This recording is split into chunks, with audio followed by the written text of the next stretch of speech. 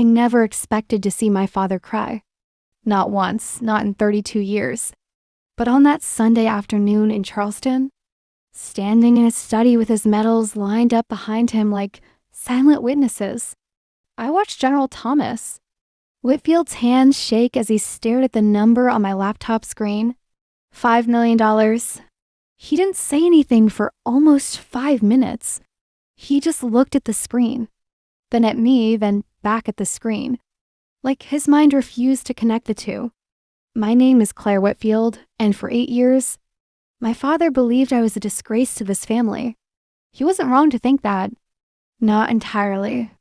I had walked out of West Point in my second year, 3 days before a disciplinary. Hearing that would have decided whether I stayed or left in disgrace anyway. I packed one duffel bag, left a note on my dorm bed, and drove to Nashville with $400 and a secondhand camera.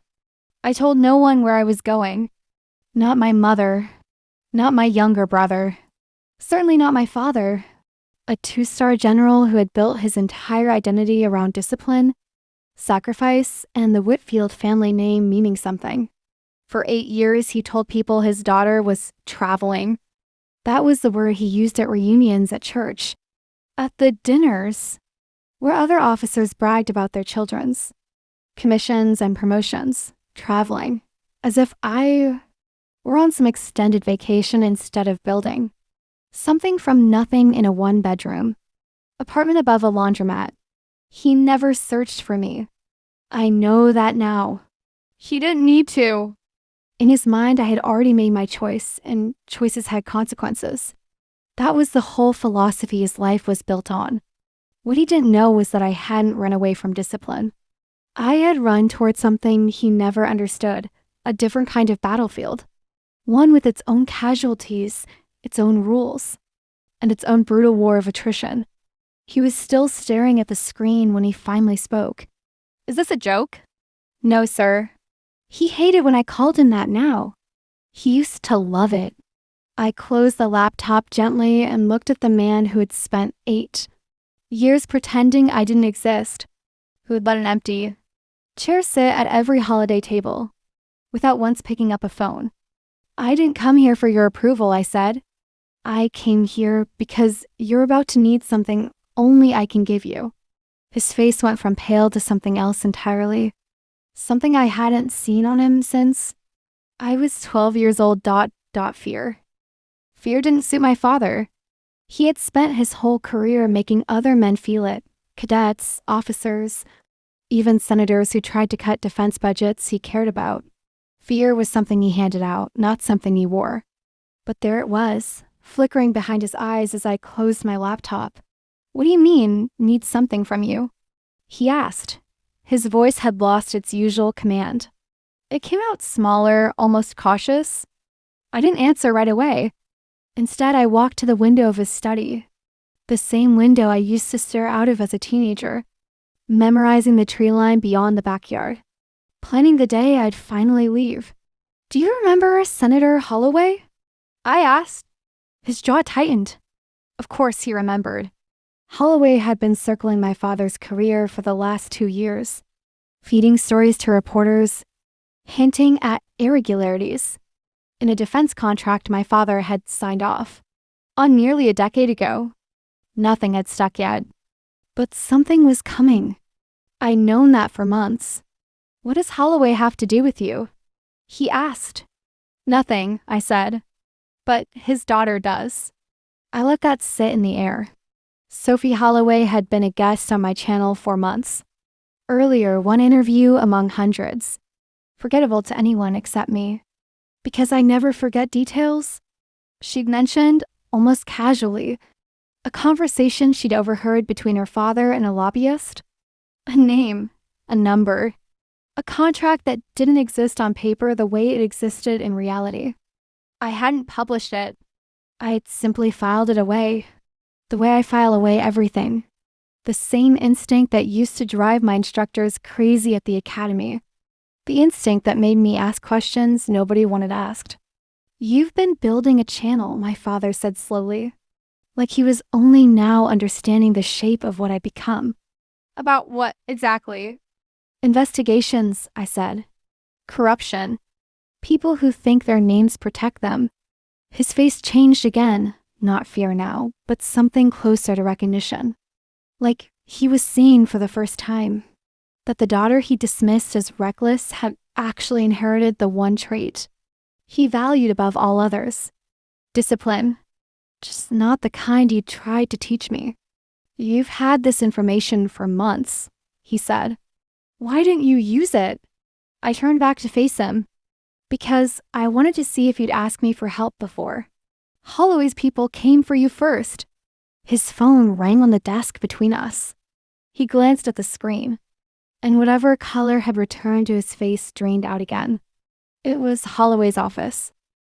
He didn't answer it. He let it ring 4 times, then 5, watching the screen like it might bite him. You're not going to pick up? I asked. Not until I understand what I'm walking into. That, at least, was the father I remembered, the one who never moved without a full briefing. He sat down slowly behind his desk, the same desk where he used to grade my posture, my grammar, my handshake. Now he just looked tired. Start from the beginning, he said. All of it. So I told him. Not everything. I wasn't ready to hand him my whole life in one sitting, but enough. How the channel had started as nothing. Just me talking into a camera about small-town corruption stories. Nobody else wanted to touch. How it grew slowly, then not slowly at all. Once I broke a story about a county contractor skimming disaster relief funds. How investigators, whistleblowers, and nervous assistants started finding me instead of the other way around. Sophie didn't know what she was telling me, I said. She just wanted to talk about her father's temper. How he came home stressed some nights. She mentioned a name, Braddock Logistics, a number that didn't match what Braddock publicly reported to the Pentagon. My father's hand went still on the desk. Braddock, he repeated. You signed the renewal on that contract 2 years ago. I signed what procurement put in front of me. I know, I said. That's the story I haven't told yet. He looked up at me sharply. You believe me? It was such a strange question, coming from a man who had never once asked for my belief before. He'd only ever demanded it. I believe the paperwork, I said, which is more than Holloway's people are counting on. The phone buzzed again, a text this time. My father turned it over without reading it, like postponing the words might postpone what they meant. If Holloway is calling you directly, I said, it's because he already knows I have something, and he's hoping you'll convince me to bury it before it becomes public. Would you? He asked. Bury it? I thought about the empty chair at 8 holiday tables, the note I'd left on a dorm bed, the years he spent calling me a disappointment to men who outranked him, never once wondering if I was surviving out there or simply gone. That depends, I said quietly, on whether you're finally going to tell me the truth about why you never looked for me. His phone buzzed a 3rd time. He didn't touch it. He just stared at me, like a man realizing the daughter he'd written off was the only person left, who could save him and the only one. He had no right to ask. For a long moment, neither of us spoke. The grandfather clock in the hallway ticked louder than it had any right to. I did look for you, he finally said. Once. I almost laughed. Once. 3 months after you left. I drove to Nashville myself. Found the address on your old lease application. Your mother kept a copy. God knows why. I sat outside that apartment for 2 hours. I felt something tighten in my chest. An old wound I thought had scarred over years ago. You never came up. I saw you, he said, and his voice cracked in a way I had never heard. Not once in 32 years. Through the window.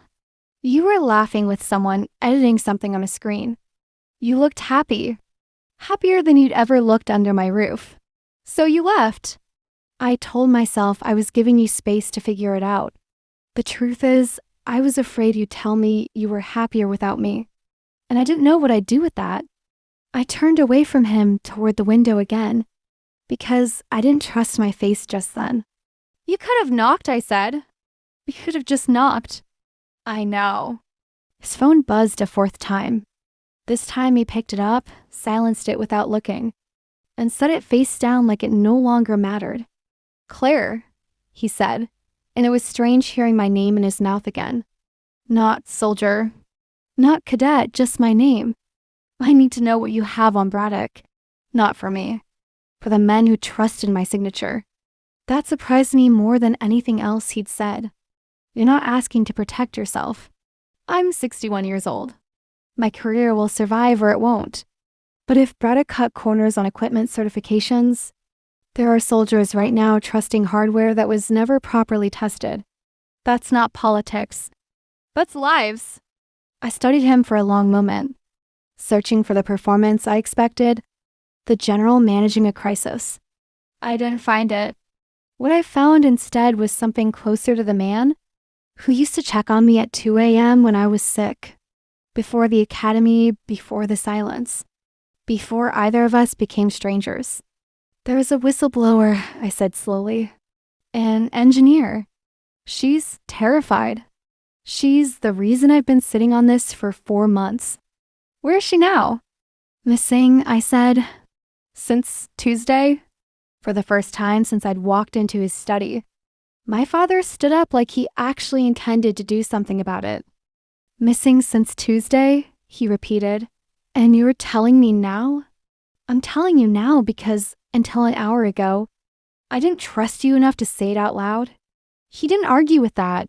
He just walked to his desk, pulled open the bottom drawer, and took out an old contact book, actual paper, the kind he'd used since before smartphones existed. His fingers moved down a list of names I didn't recognize. Her name? He asked. Renata Cole. She worked quality assurance at Braddock's Norfolk facility for 6 years. His hand stopped on the page. Norfolk? You know something. I know Braddock's. Norfolk plant had an unscheduled inspection canceled 18 months ago. I signed off on rescheduling it because I was told there was a staffing issue. He looked up at me. I never questioned it. Why would I?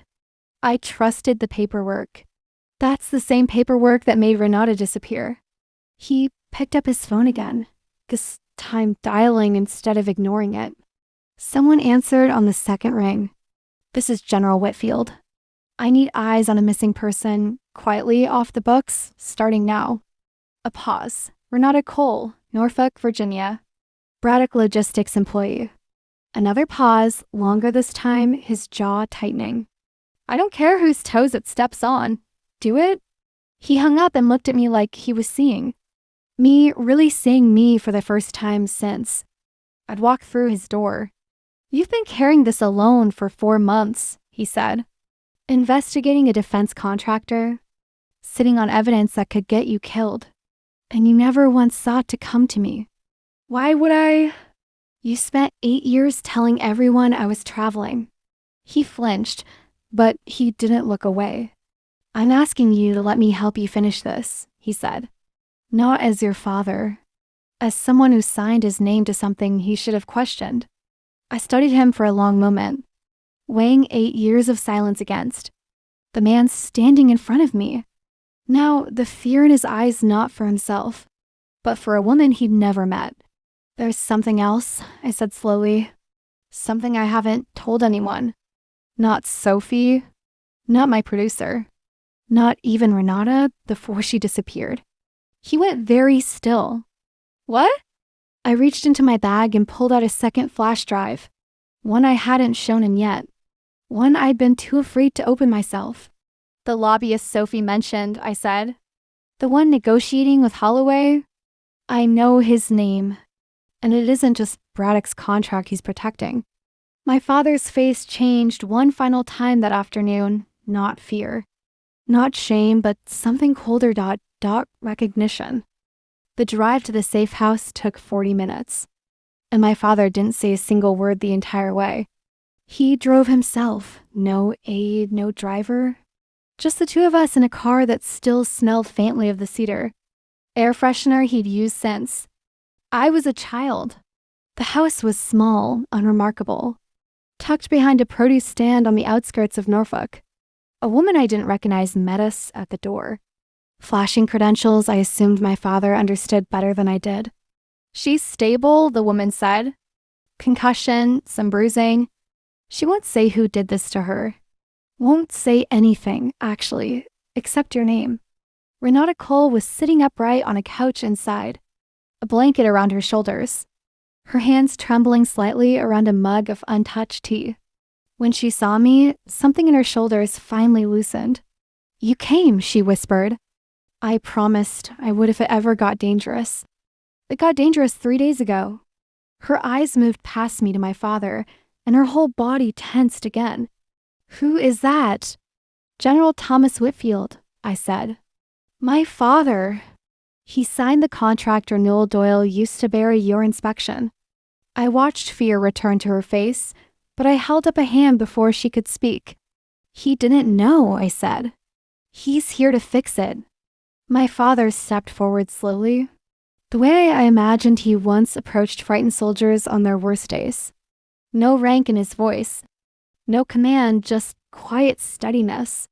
"Miss Cole," he said, "I need you to tell me exactly what happened. And I need you to trust that whatever you say leaves this room only when we decide it does." Not Doyle, not Holloway, no one. Renata studied him for a long moment, then looked at me, silently asking if he could be believed. I nodded once. She told us everything. How she'd flagged 3 separate certification failures on protective, gearheaded for active deployment. How Doyle had personally visited the Norfolk facility, offering her a consulting bonus to reclassify the failures as administrative errors.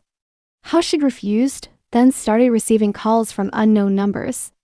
How 2 men had grabbed her outside a grocery store 2 nights ago, warning her that silence was still an option for now.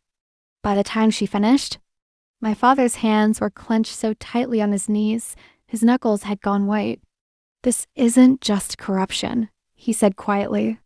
"This is soldiers wearing gear that was never properly tested. Because a man I trained personally decided their lives were worth less than a contract renewal." He looked at me, and for the first time, I saw something in his eyes that had nothing to do with fear or shame. Purpose. "Claire," he said, "it's time to finish what you started, publicly, tomorrow, and I'm standing beside you when you do it." The drive to the safe house took 40 minutes, and my father didn't say a single word the entire way. He drove himself, no aide, no driver, just the 2 of us in a car that still smelled faintly of the cedar, air freshener he'd used since. I was a child. The house was small and remarkable, tucked behind a produce stand on the outskirts of Norfolk. A woman I didn't recognize met us at the door. Flashing credentials I assumed my father understood better than I did. "She's stable," the woman said. "Concussion, some bruising. She won't say who did this to her. Won't say anything, actually, except your name." Renata Cole was sitting upright on a couch inside, a blanket around her shoulders, her hands trembling slightly around a mug of untouched tea. When she saw me, something in her shoulders finally loosened. "You came," she whispered. "I promised I would if it ever got dangerous. It got dangerous 3 days ago." Her eyes moved past me to my father, and her whole body tensed again. "Who is that?" "General Thomas Whitfield," I said. "My father. He signed the contract Renewal Doyle used to bury your inspection."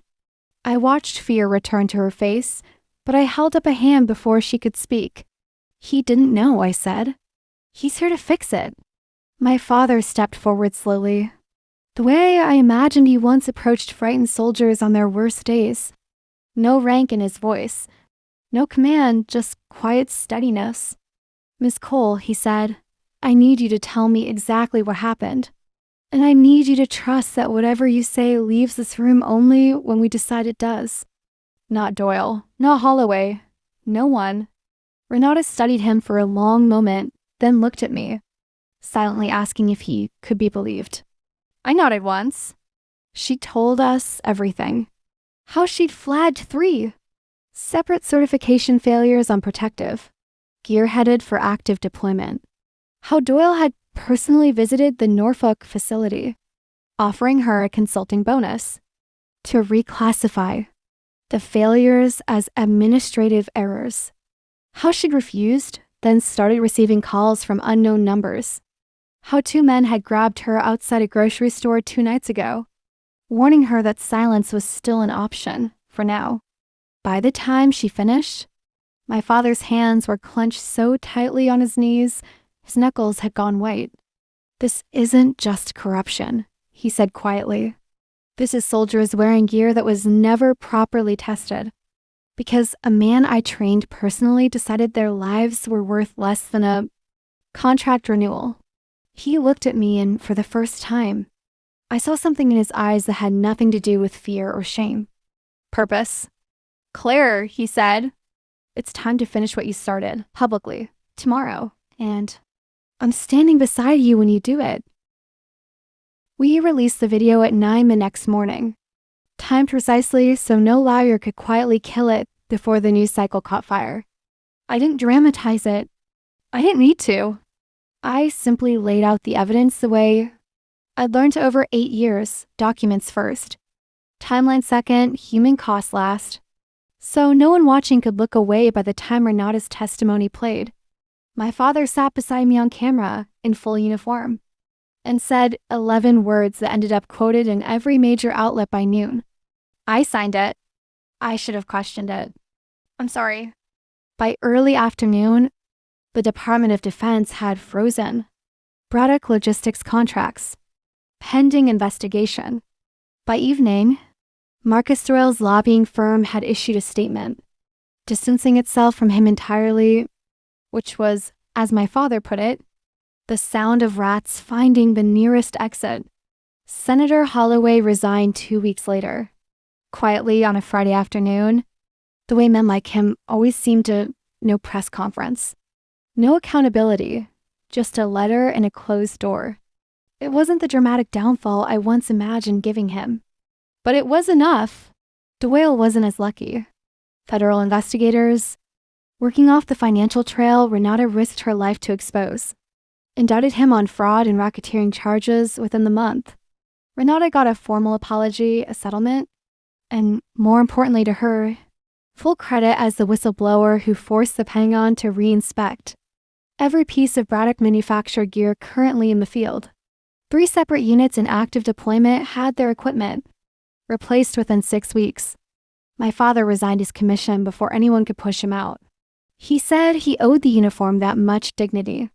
He didn't owe Braddock or Holloway, or the version of himself, who'd spent 8 years assuming his daughter, had simply run from discipline, anything at all. We talked more in the 3 months that followed than we had in the previous 8 years combined. He asked about Nashville, about the apartment above the laundromat, about the 2 hours he'd sat outside my window instead of knocking. I'm not asking you to forgive 8 years. He told me once, sitting on my back porch, watching the sun go down over a life he'd never once visited. I'm asking for the chance to earn back 1 day at a time. I didn't answer him with words. I handed him a small framed photo instead, the 2 of us, taken that morning outside the Norfolk courthouse, Renata standing between us. All 3 of us finally on the same side of something. He held it like it was the only medal that had ever actually mattered. And for the first time in 8 years, my father didn't look like a general. He just looked like my dad.